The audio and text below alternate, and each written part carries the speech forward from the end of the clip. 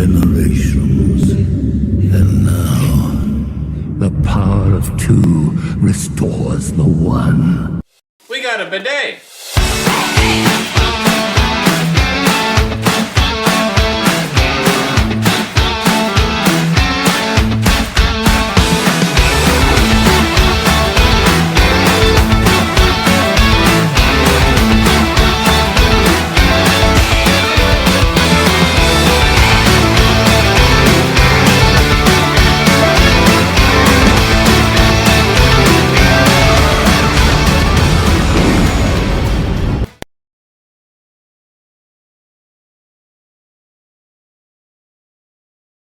Hey everybody, and welcome back to another video. In today's video, we are talking about the latest Ghostbusters movie, Frozen Empire.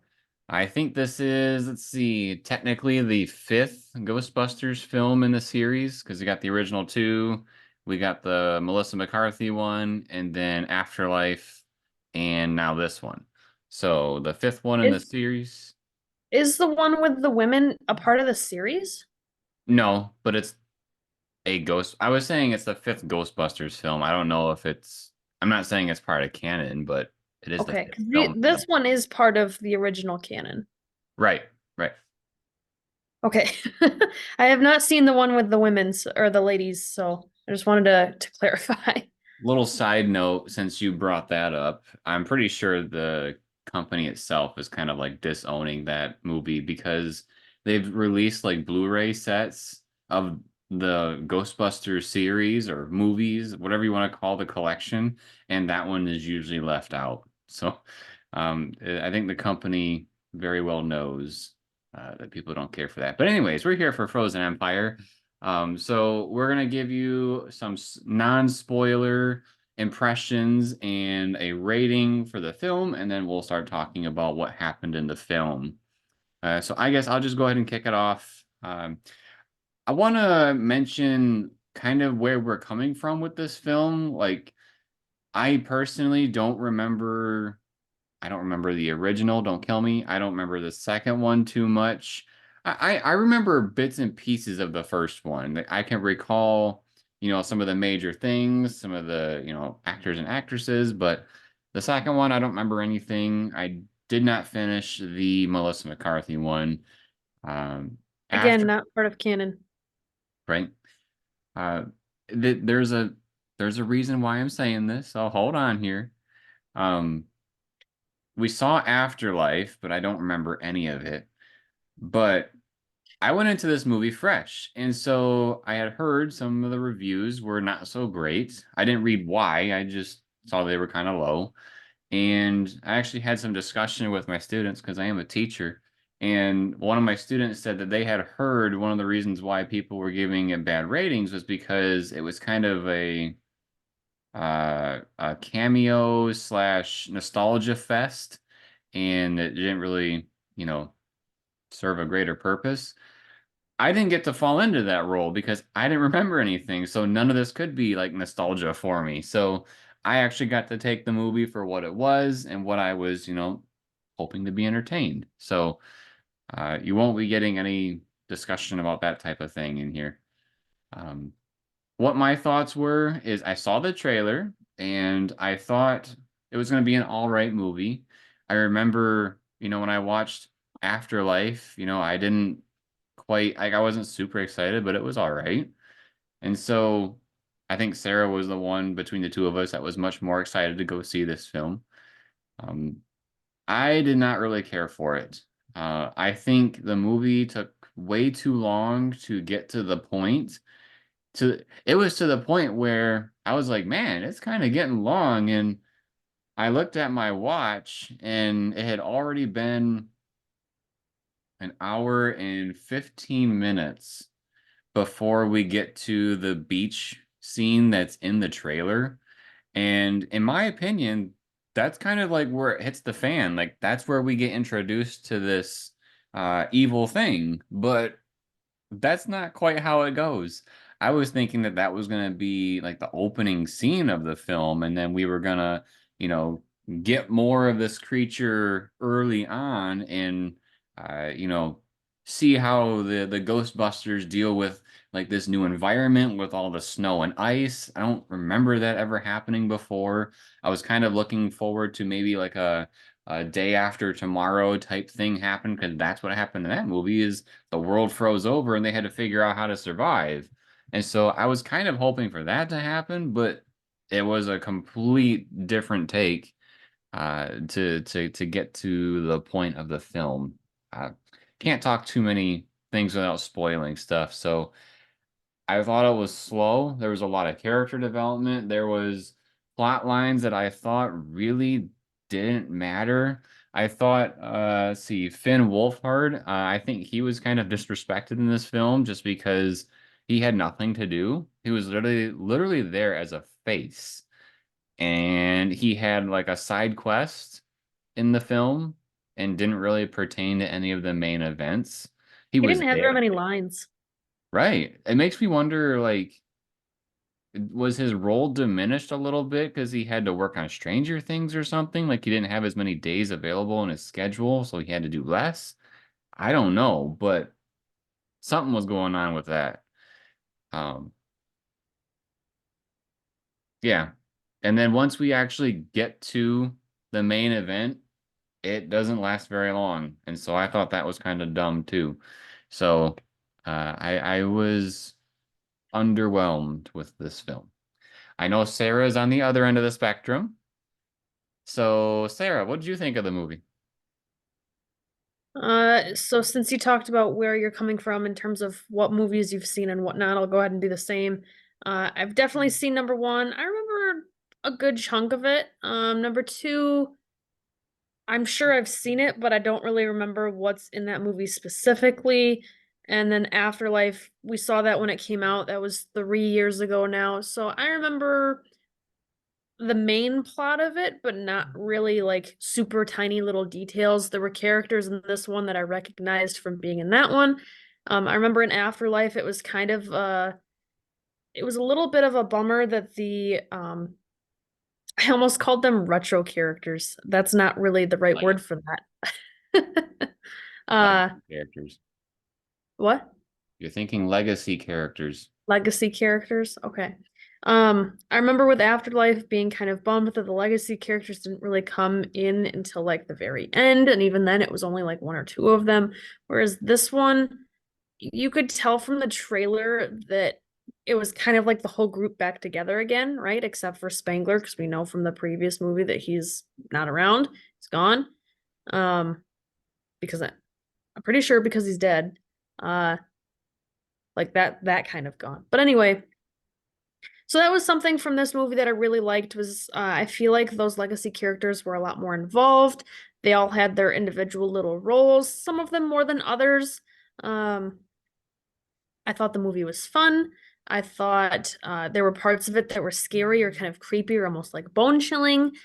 There was one thing that this one thing that this movie hit on that a lot of movies have been trying to do lately and failing miserably at is humor. So I feel like a lot of movies over the last year or two have been trying to throw in little bits and pieces of like one-liners or jokes, and they just have been falling flat, and they haven't really been working, and they just plain haven't been funny, and the tension relief hasn't really been there. It's something that I feel like us as a movie industry have been struggling with a lot lately. I think this movie nailed it. There were a lot of parts, multiple parts that I laughed out loud at. Like they were actually funny. And I wasn't the only one.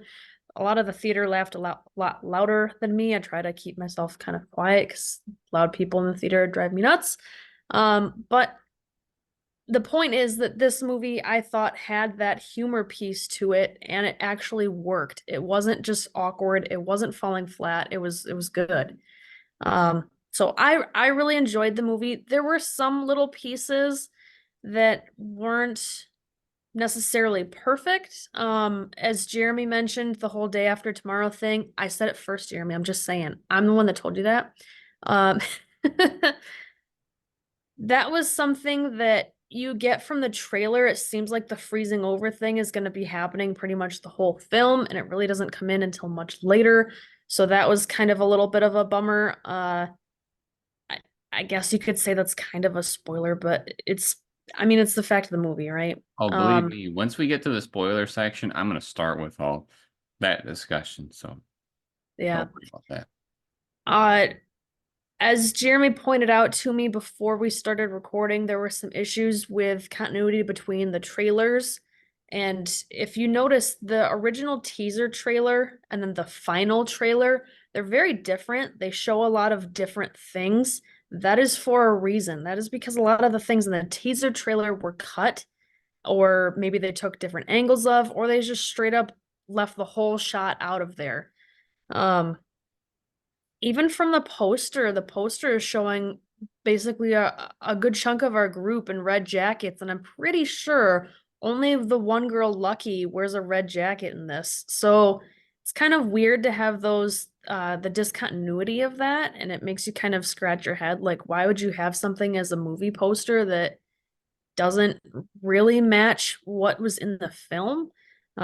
Is that super important in terms of the poster? No, not really. I don't really care what color jacket people are wearing. But in terms of what you're expecting from the trailer versus what's in the movie, I think that kind of played it up to be the trailer made it seem like it was going to be scarier than what the movie was. Does that movie mean that the movie wasn't scary at all? I don't think so. I think there were little parts of it that were scary, but it definitely could have had um a lot more suspense or tension a lot earlier on. I feel like the first half of the movie was more drama related, and the second half was more suspense, tension, thriller related. And so it would have been nice if the whole thing kind of had that suspense, tension, thriller type vibe to it. Maybe a little bit less of the drama.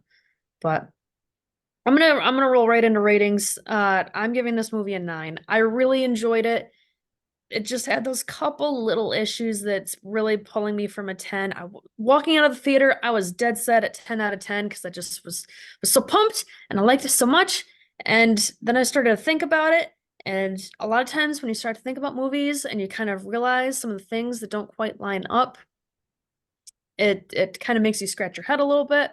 But would I watch this again? Absolutely. Did I think it was fun? Yes. Did I think it was kind of spooky, at least at times? Yes. Um, and I think there was a lot of the nostalgia, which I really appreciated. So, Jeremy, your students probably don't appreciate it because they're not old enough to really appreciate that old of movie. That's my guess. So Wasn't it I'm at a wasn't 9 out of 10. it wasn't my students' opinion, it was what they read. Okay. Um, but I want to say real quick because I had IMDb pulled up because they have that poster you were telling everybody about with the red jackets. If you go to like if you scroll down, there's like two trailers side by side, and the like shots themselves that are fixated on the trailer before you click it. That's the moment that is going on with the where the poster's at, and so you can see right there that they're not wearing those red jackets.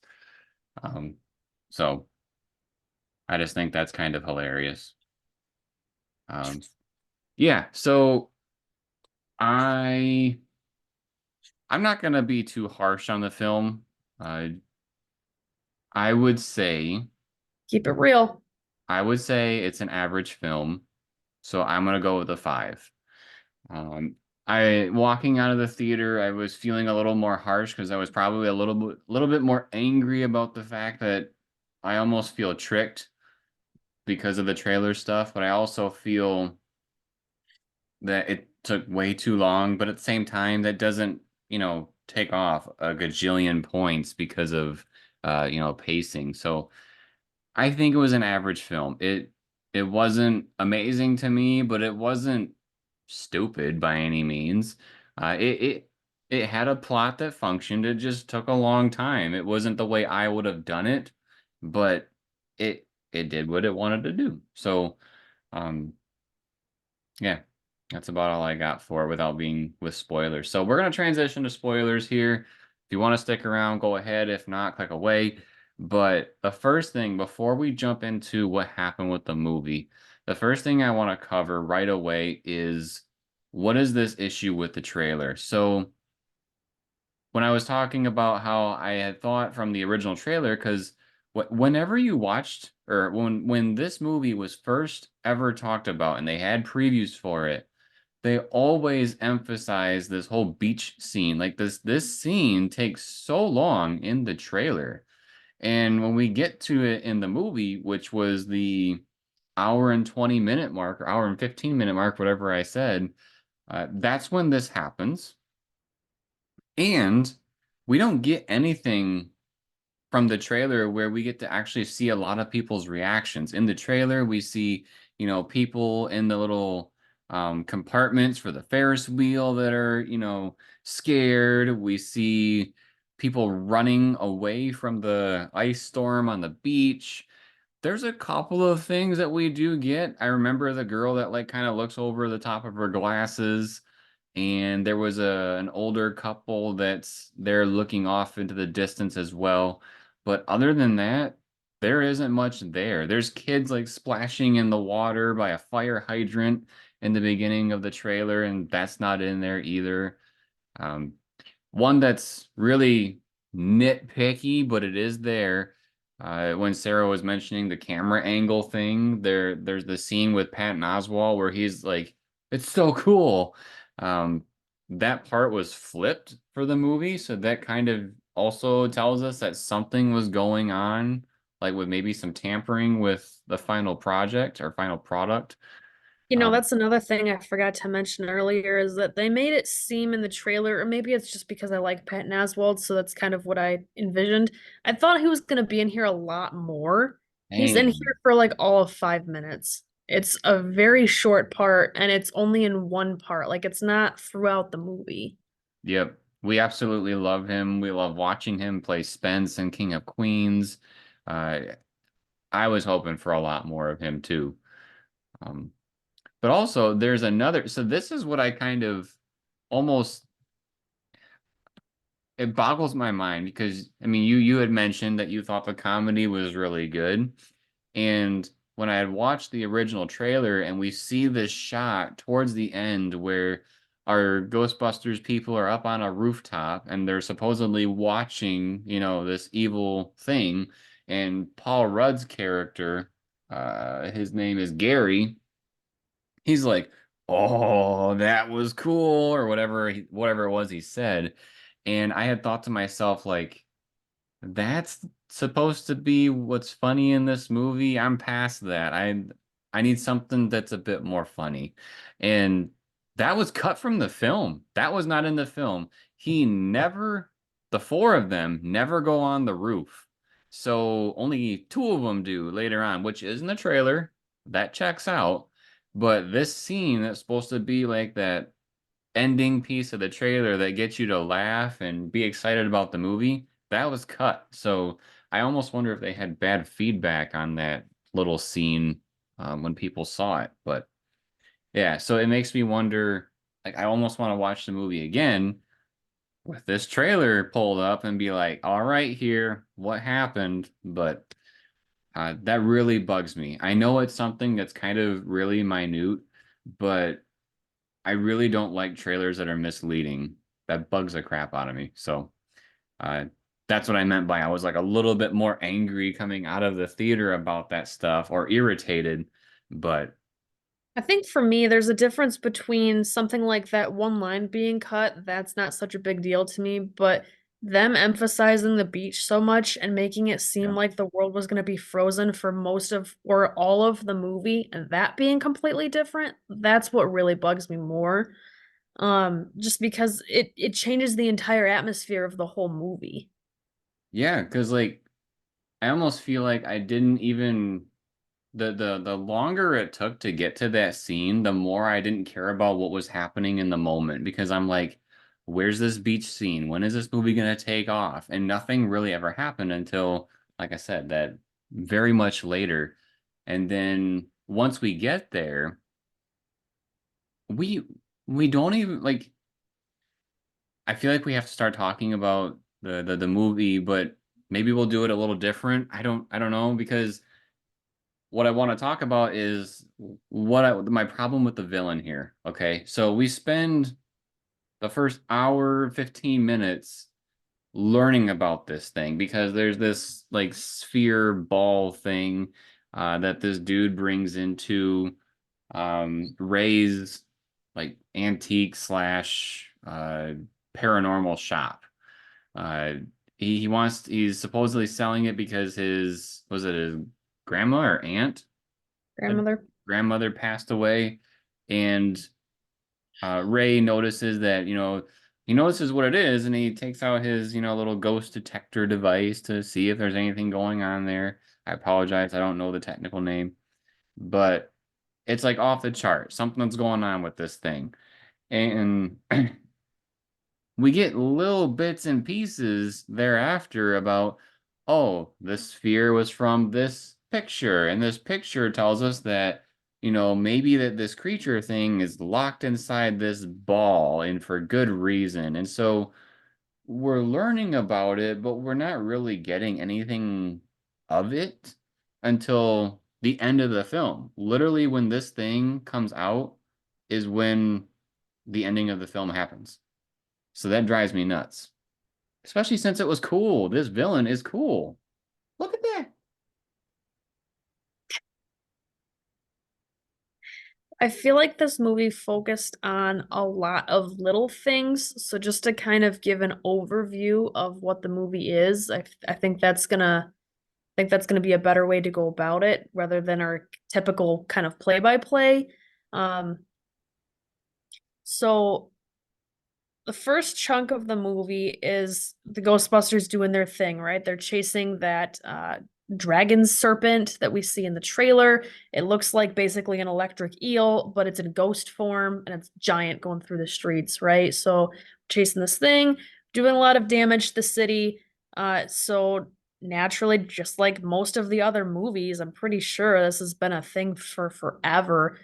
City mayor and whoever, is in charge and has to pay for these damages, they don't like it. So they're constantly trying to shut down the Ghostbusters.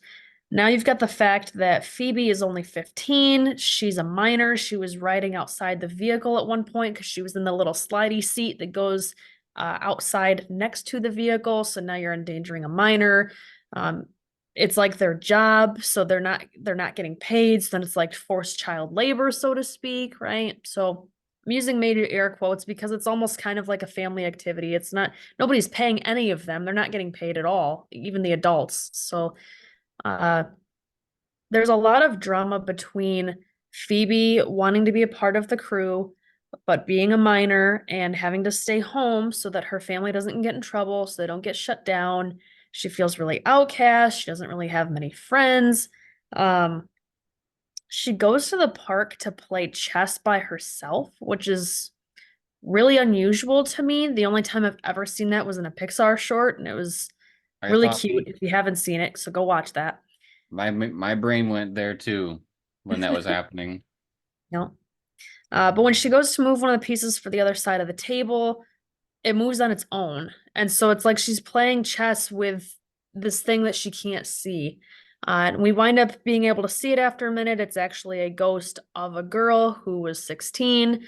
She was burned alive and died before her face got burnt. So she has this cool kind of like flamey thing going on with the rest of her body where her body kind of moves like flames almost because she died being burnt alive. It's very graphic, but she looks like a normal person just in ghost form with the like flamey look, right? So there's a lot of other things that are going on at the same time, but for the sake of story development, right, these two kind of become friends. And we find out later that the villain, do you know what the horn guy, what his name is? I think it was like Cora or let me look. While you're looking that up. So, like as Jeremy said, this guy named Garaka. Baraka. Garaka. Baraka. Okay. This guy named Nadim, he's played by, and I do not know how to pronounce this name, so bear with me. Gamal Nadjani? I feel like I totally butchered that. He's been in lots of other movies. If you look on IMDb at the cast list, you'll recognize him right away. He plays in a way, kind of his typical character, right? Trying to pull one over on people. At least that's what he was in Kenobi, is, he's just somebody trying to get by and make a quick buck, right? So he is selling his grandmother's trinkets from her apartment because she recently passed away, to Ray's antique shop. And as Jeremy said, that orb had like a high spectral rating. There's something going on there. It's very weird. And so we later find out with our Patton Oswalt character. I don't know. His name is Dr. Hubert Wardsky, I think. So we find out from him that it's this ancient spiritual demon that was trying to get too much power. And so I think it was the humans, or maybe it was the Flame Master, who ripped off this demon's horns and then like banished him to the orb, right? So this orb has been kept in his grandmother's brass room or copper room, so that it's been stuck in this orb and hasn't been able to get out. Well, so there's kind of two parts to this, right? One is his grandmother was apparently a flame master. So we find out later that he is also a flame master. And this is kind of where some of the humor comes in, or at least one of the times, is they're trying to see if he's possessed. And so Bill Murray is in a way kind of giving him like a lie detector test, but really trying to see if there's anything that will give him an abnormal answer, like puppies. Are they cute, or do you want to kill them? And the guy's obviously a little taken aback because he's like not prepared for that kind of a joke. Theoretically, if you were to eat children, would you eat them skin on or skin off? And he goes, what?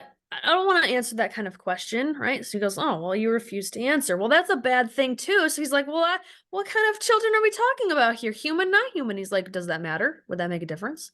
So there's just some back and forth little bantering that in this particular scene that I thought was pretty funny.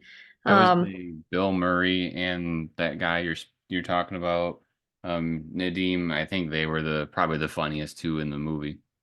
Yeah, that was a very good scene. I really liked it. I thought it was fun. But during that, there is like a Bunsen burner in the background. You can see the little flame flickering and being kind of weird. So later on in the movie, they kind of piece together that he inherited being the Flame Master from his grandmother. And so then this part really kind of bothered me too. He Uh-oh. learned how to move flames, right, from a lighter to a candle to light a candle, through it's kind of like Jedi magic, right? Because he's able to move the flame to the candle to light the candle.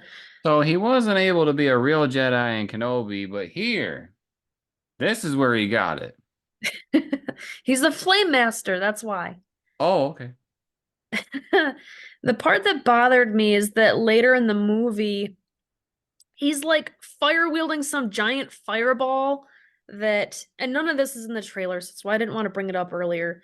But he's like flame wielding some giant fireball, even though he just learned how to move a little teeny tiny flame. Now he's like a flame master, right? From I didn't know I had these powers to now I'm a master. Kind of And like he is Sabine. wearing his like grandmother's brass suit or copper. I don't know if it's copper or brass. They talked about the two back and forth, and I kind of got confused over what was what. But anyway, he's wearing her like special armor, and so I kind of wondered if like that maybe somehow gave him those powers or enhanced them or something. I don't know. I don't know either. Maybe it made him attuned. Oh, it could be. Maybe. But that's what's going on with him. So going back to Phoebe, right, and her kind of making friends with this ghost girl whose name is, it's weird. She said her name was Melody, but she had a pack of matches that said Melody on them. And she was talking about how those were the matches that burned down her house and killed her whole family. And she just wants to reunite with her family. And she's not sure why she's stuck still on Earth when the rest of her family's not there. So she's, you Which know, is kind of going interesting. through a big thing like Phoebe, where she's not sure where she really belongs and is just trying to find her people, so to speak. I thought this was interesting because when they were talking about that, either her or Phoebe, I don't remember who it said, someone said you had unfinished business. Yep. Who else does this happen to? The Crow. Oh, yeah. Um, that's a good point. So they kind of become friends, and we see in a little shot when Melody is leaving Phoebe's house, she's talking to somebody who's not there, and it turns out to be our demon. I forgot his name already. Garaka. Uraka. So she doesn't see we don't see him, but we hear something. We can't understand it, but essentially she's like, I'm doing my best, whatever. So this is where we learn that she is trying to pull one over on Phoebe. We don't really know what yet, but something's not quite right. Did we ever find out what was in it for her? Yeah. Oh yeah. What was in it for her? Garaka was telling her, if you do this for me, I'll reunite you with your family, Oh, okay. which was like the one thing that she really wanted. Pretty cliche, but all right. Um, oh, I mean, it's a cheesy villain. What do you expect? The villain was dope. I'm trying to give it props where I can give it props, okay? I like the villain. Very cool. Um, who ran the lab? It was one of our legacy characters. It Was, was, it was Winston. is it? Yeah, because he brought them there. Oh yeah, you're right. So, Winston, yep, he's running a special lab. He's also the one who bought the firehouse, I believe. That way, they could kind of reuse it as a new base. So I guess, side note, something that's told very early on is that that's where, um, Phoebe and Callie and Gary and Trevor, our little like makeshift family, that's where they're living, is in the old firehouse where the Ghostbusters used to be headquartered. So they got the fireman poles and everything. It all looks very familiar. Um, but yeah, so he has a lab where They've they been have putting learned ghosts away. how to take these spirit. Sorry, what? They've been putting ghosts away. Yep, they've been putting ghosts away. They've got some special, almost like interrogation rooms, but they're proton protected so that they can watch and study some of these spirits. This is where Ray takes some of his thing. Ray runs a podcast with the character named Podcast. Um, where they take random people come in to try to see if their stuff has like some sort of spiritual essence, and then if it does, I guess he must keep it for whatever reason, because he gives these things to Winston's lab, and they have some special equipment to be able to pull the spirit out of the object. um Phoebe knows about this, and she asks them if it's ever been tried on like humans and stuff, and they said, I don't, pretty sure the answer was no, or if it was yes, it was still in testing. Like it wasn't something that was official or that anybody was supposed to use, especially a child without any adult supervision. Very dangerous. Like could kill you dangerous. But she's so desperate for a friend, she wants to be with her ghost friend Melody, even if it's only for 2 minutes. And so she winds up crawling into this thing when nobody's there. Her spirit is like pulled from her body so she can kind of see what's it like in the ghost realm.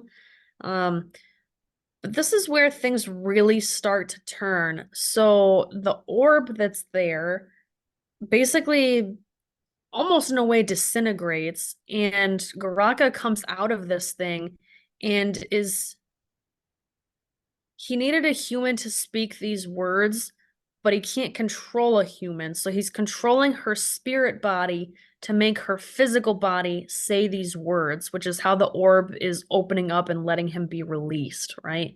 So he comes out. Lucky, I guess, randomly happens to be there. And so she's trying to fight him off with her it's a proton laser, right? Proton pack. Yeah. Proton pack. I know what the things look like. I'm bad at the names. I'm sorry. I know some of the names. Um, she's trying to fight him off with the proton pack, and he basically just freezes the proton beam, and it looks like she's frozen too, and we kind of see that in the trailer, but she winds up being fine later, so it's a little iffy on what exactly happens there. I still haven't fully figured that out. That's one of them that I want to. I like if I watch this movie again, I'm gonna watch that scene closely because early on in the film, Ray is like explaining to them that this creature has the ability to make you so scared that you freeze, and the last thing that you see is your tear ducts freezing. Well, in the trailer, her tear ducts freeze.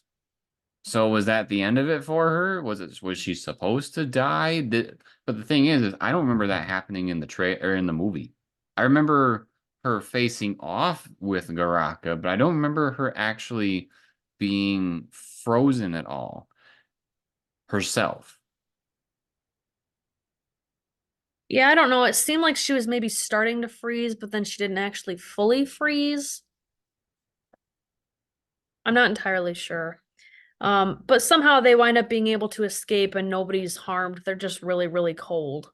But they're okay. Like they're not frozen. They don't have any missing limbs or anything. No frostbite. It's just I'm freezing cold, right? So this is where we kind of get the whole Ghostbuster crew together, or at least everybody who's left, because again, Spangler's not around, right? So I mean, we've got Ray, we've got Literally Venkman. everybody I was comes. blanking on Venkman. What? I say literally all of so Garaka wants to seek out this fire. What did they call him? Fire what? Fire Master. Fire Master. Garaka wants to find the Fire Master and get its revenge. And so it happens to track the Fire Master all the way back to the Ghostbusters hangout place, because that's where he's trying to learn how to be a firebender, from Avatar. And There so, was another funny scene before he found him, though. Do you remember? He finds a vape shop that's called Fire Masters, and there's like, I think it's a vape shop, some sort of smoke shop. oh, yes, And the yes. guy is like stocking the shelf with his back to the door, and so I think this is the only time he speaks like actual English, or one of the few times. But Garaka asks him if he's the fire master or flame master, and he says, "Well, yeah, did you read this name on the door?" And he just freaking obliterates him because he wants the flame master to be gone, because without the flame master, he can rule the world and do whatever he wants, right? So that was kind of funny. Yeah, I do remember that. But yeah, so Garaka goes directly to. It makes me wonder how, like, see, this is what bothers me about the film. I wanted Garaka to, like, based on what the even the poster looks like, it looks like he's just doing things to the city. Like the whole confrontation that the Ghostbusters have with Garaka is in the Ghostbusters building.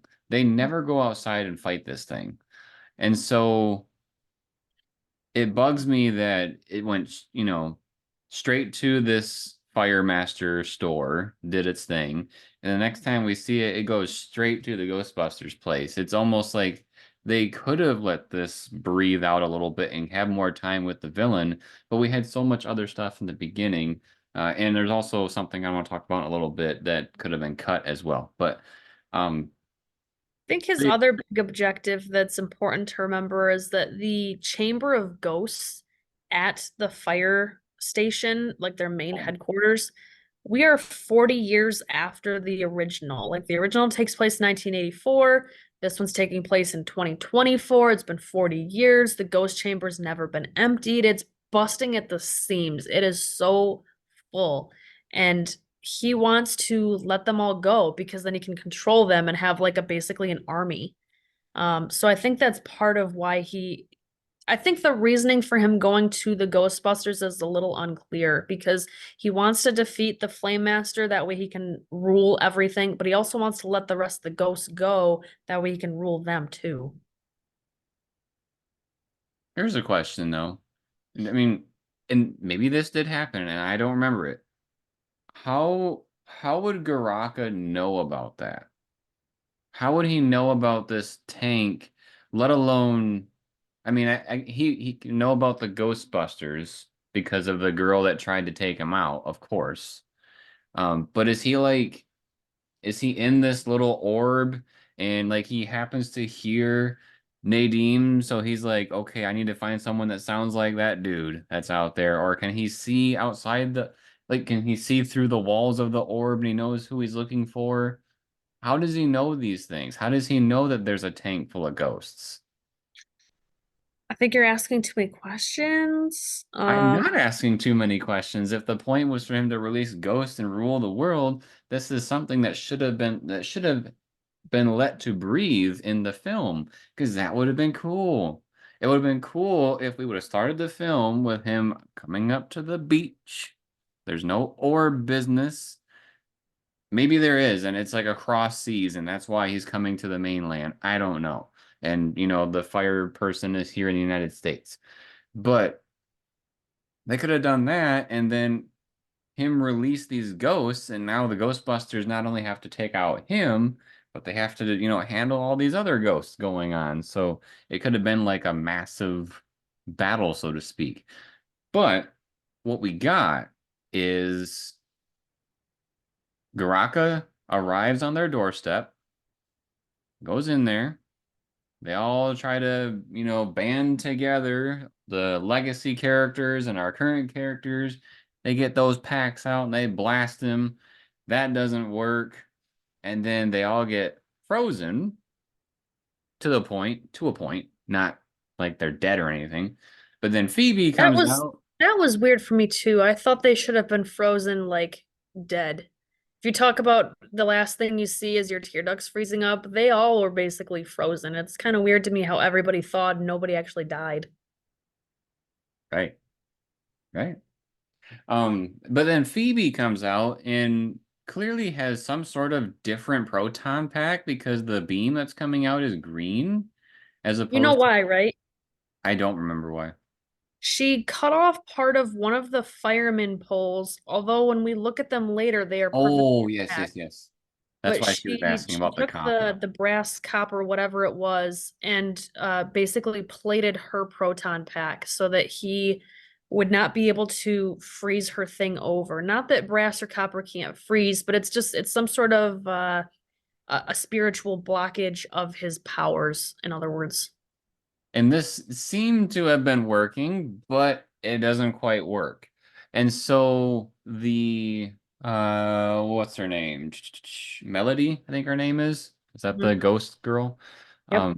So Melody, she's been talking about these matches she's had this whole time, and she finally lights one, and Nadim comes out in the full gear of, I guess, what his grandma had, and uh, he's able to channel this fire into a fireball, like Sarah was talking about earlier, and then does a Kamehameha fireball wave towards Garaka and takes it out.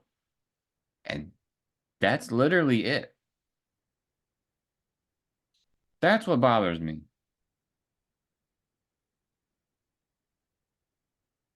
This villain killed like The, one the person. the the last part of that, because he didn't actually take him out, he was just helping keep him controlled with Phoebe's proton pack assisting. The part that finally captured him was that our legacy characters, which included Annie Potts, who plays Janine, um, I was just trying to figure out to make sure I was talking about the right actress. I don't know that she's an afterlife or if she is, I just don't remember. But I thought it was neat to see her too. Like they didn't miss out on anybody. If you were still around, you're in this film. So I thought that was kind of cool. But anyway, our legacy characters go down to the basement where the like ghost chamber is, and they almost in a way kind of reverse it. So it's busted open, all the ghosts are coming out, and they you're just gonna have to bear with me here and take it for what it is because I don't know how it works. It's a little fuzzy. It's kind of one of those things of like, again, Jeremy, if you ask too many questions, you're gonna ruin it.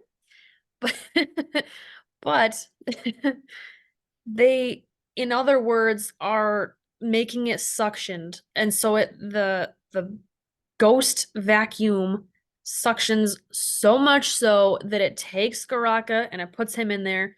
And I think this part's a little hazy. I think it takes the rest of the ghosts that escaped and puts them back in there. Either that or maybe they're still on the loose for future films. I do not know. Not all of them. Right. But we'll get to that in just a sec. It's such a strong suction that after he's in there, the metal around like closes itself up and almost like welds itself shut. Um, just think of it as a little bit of magic. Yes. But We'll think of it as magic. So that is basically the end of the film, but there's definitely something else I want to talk about, and that is Finn Wolfhard's character Trevor. He has absolutely nothing to do in this film. He's not important to the film by any means, and I think he was wronged. He is, in my opinion, too popular of an actor to not have some sort of decent role in this. His job is to play with Slimer. That is his job. You can see behind Sarah right now that there is some Cheetos on the ground that he was trying to, get Slimer to approach the little pack there and then, get sucked into it. And then he would have been proud of himself. That's all he had to do in this film. so another little piece of humor that has to do with this, or at least I thought it was funny, is he It was was bagging on his mom at the beginning about how he's an adult and he wants to be the one to be able to drive uh the van or not van. He wants to be able to drive the car once in a while, right? And his mom's like, "No, don't you're too young, whatever." Yes.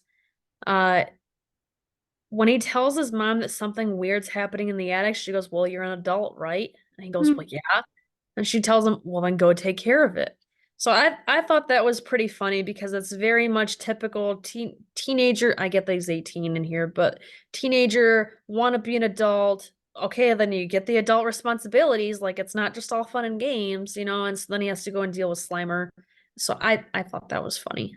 He was basically a comic relief in a way that had nothing to do with the film, which I almost wish that would have been Patton Oswalt's part in the movie, was that he would have been kind of the, comic relief throughout that maybe, didn't contribute a lot to the monster or the ghost part of things.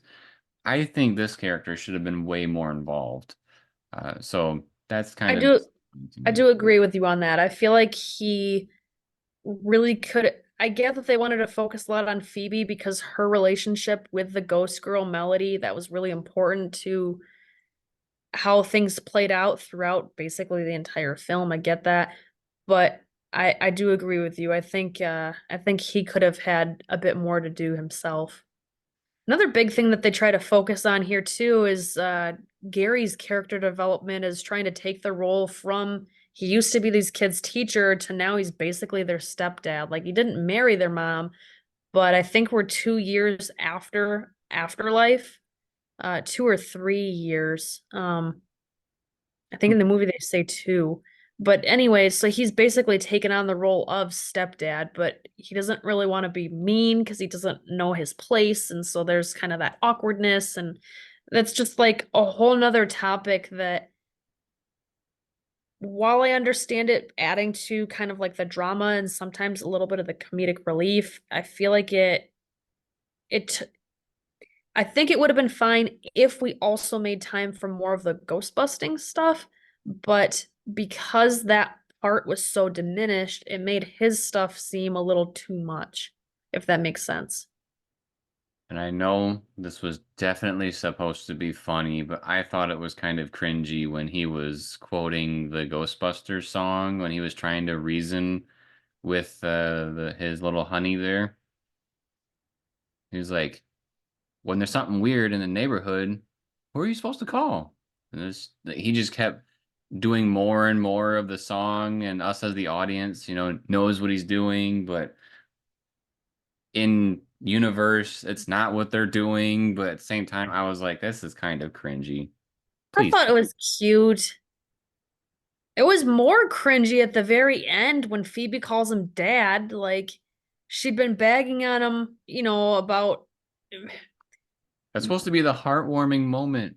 We're It now was too family. forced. It was too forced. It wasn't right. It was weird.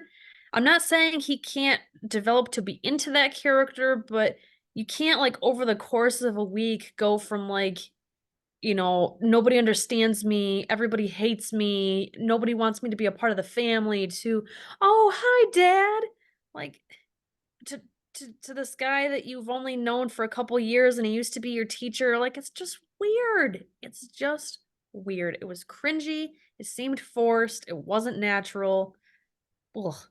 I did kind of think it was a little funny when they were like in the very beginning, and the cop or mayor, whoever he was saying like, "What's your relationship to these people?" And he's like, "I'm their step teacher."